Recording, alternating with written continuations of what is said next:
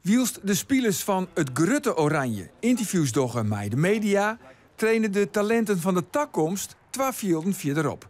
Onder hen Heerenveen-doelman Bernd Klaverboer.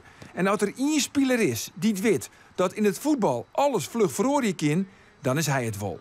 In de tarrieding op dit seizoen vleren nog de concurrentiestrijd van Andries Noppert. En nou, nog maar een paar man letter, stiet hij van zijn debuut bij Jong Oranje.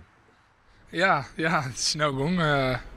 Van het moment dat ik mocht spelen bij Heerenveen. En dan komen dit soort dingen er ook bij. Dus dat is hartstikke mooi. Ja, want hoe is het dan? Dan komt de allereerste keer en was die melding in Zeist.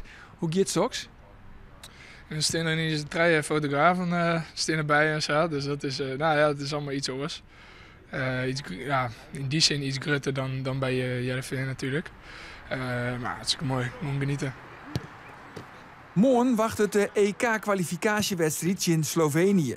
En omdat de eerste doelman blessure is de kans grut dat boenscoach Michael Reiziger voor Klaverboer kiest. Opmerkelijk detail, de wedstrijd wordt spelen in het Kooistadion in Ljouwert. En dat viel voor de Heerenveen-doelman toch een beetje ongemakkelijk. Ik weet net helemaal wat ik daarvan moet vinden. Nee. Lauwer op een hoopplak. Ja. Lauwer gewoon het Avalense-stadion. Ja, absoluut. Over alles behalve. Klaverboer kan in Ljouwert zien dat hij klaar is voor het Grutte podium. En waar wit stiet hij dan oer een peer hier 12 velden verderop zijn interviews te Jan. Want als er iemand is die het weet dat het hut geen kan, dan is het Bernd Klaverboer.